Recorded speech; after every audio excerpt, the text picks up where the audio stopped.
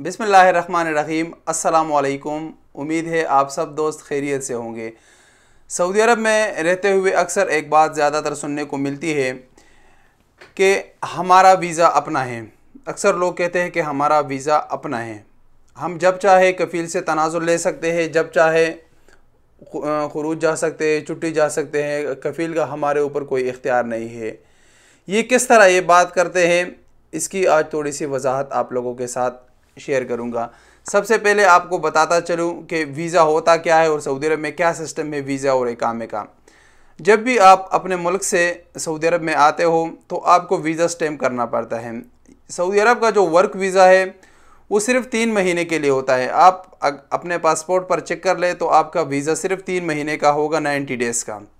जब आप सऊदी अरब में एंट्री कर लेता हो तो आपकी कंपनी आपका जो कफ़ील होता है, जो स्पॉन्सरशिप आपका देता है, वही आपका इकामा बनाता है। जब आपका इकामा बना लिया जाता है तो आपके वीज़े की हैसियत ख़त्म हो गई। आपके पासपोर्ट पर जो वीज़ा है उसकी हैसियत ख़त्म हो गई। अभी आपका इकामा आपका वीज़ा है, ये आपका रेजिडेंट परमिट है। जो भी आपका स्पॉन्सर है इसमें, यानी आपका कफ़ील, वो आपका ज़िम्मेदार है। उसके बाद आप एक कंपनी या कफ़ील के साथ काम करते हो, वो आपको पसंद नहीं है या उसका वो मुअस्ससा या कंपनी ख़त्म हो गई या किसी भी बिना पर आप अपना स्पॉन्सरशिप चेंज करना चाहते हो। अगर आप स्पॉन्सरशिप सऊदी अरब में चेंज करना चाहते हो तो आपके स्पॉन्सर का परमिशन, यानी आपके कफ़ील की इजाज़त आपके लिए ज़रूरी है।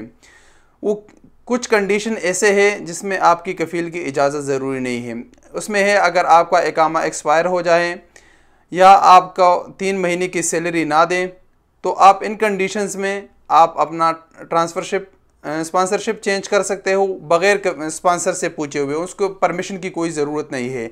लेकिन इसके अलावा अगर आप स्पॉन्सरशिप चेंज करना चाहते हो तो आपको कफ़ील की परमिशन की ज़रूरत है।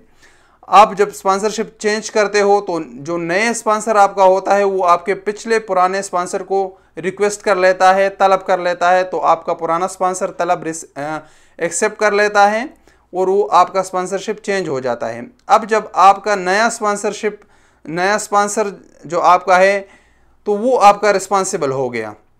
वो आपका खुरूज भी, यानी फ़ाइनल एग्ज़िट भी लगा सकता है, छुट्टी भी लगा सकता है। अगर अब वो चाहे आपको तनाज़ुल दे तो दे सकता है, अगर वो ना चाहे तो आप तनाज़ुल नहीं कर सकते, आप स्पॉन्सर चेंज नहीं कर सकते। अब जो लोग कहते हैं कि हमारा वीज़ा अपना है, वो किस बुनियाद पर कहते हैं? वो जब सऊदी अरब में आ जाते हैं, अपना एक दफ़ा अपना स्पॉन्सरशिप चेंज कर लेते हैं या 2 दफ़ा या 3 दफ़ा, तो वो इसी बिना पर कहते हैं कि हम जिस कफ़ील, जो हमारा अभी स्पॉन्सर है, ये वीज़ा हमें इसने नहीं दिया, वीज़ा हमारा दूसरे कफ़ील का था, हमने उससे स्पॉन्सरशिप चेंज किया है तो अभी इस पर हमने पैसा दिया है तो ये वीज़ा हमारा अपना हो गया। सऊदी अरब में ऐसा कोई भी कानून नहीं है। अगर आप पूरी लेबर लॉ भी चेक कर ले तो उसमें कोई भी ऐसा कानून नहीं है कि आप स्पॉन्सर वीज़ा आपका अपना है, आप जब चाहे तो तनाज़ुल ले सकते हैं। वो आपका कफ़ील के साथ इत्तेफाक है कि अगर आपका इस इत्तेफाक हुआ है, वो आपको इजाज़त देना चाहता है स्पॉन्सरशिप चेंज करने का तो वो दे सकता है। अगर वो नहीं देना चाहता तो आप अपना स्पॉन्सरशिप चेंज नहीं कर सकते। ऐसा कोई भी कानून सऊदी अरब में मौजूद नहीं है कि जिसके बुनियाद पर आप अपनी मर्ज़ी से अपना स्पॉन्सरशिप चेंज कर लें। ऐसा कोई भी कानून सऊदी अरब में नहीं है। तो लिहाजा मेरा उन भाइयों को, उन दोस्तों को रिक्वेस्ट है कि ऐसा कोई, आप लोग ये गलतफहमी आपकी दूर होनी चाहिए।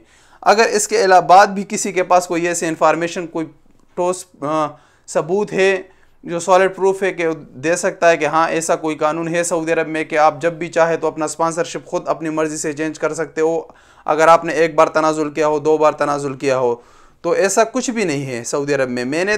मुझे पिछले 10 साल से मैंने सऊदी अरब में रहता हूँ, लेबर लॉ भी पढ़ा है, सब कुछ किया है, लेकिन ऐसा कोई भी कानून सऊदी अरब में मौजूद नहीं है। तो ये इन्फॉर्मेशन आप लोगों के साथ शेयर करना ज़रूरी था, क्योंकि बहुत सारे लोगों के जहनों में गलतफहमी है।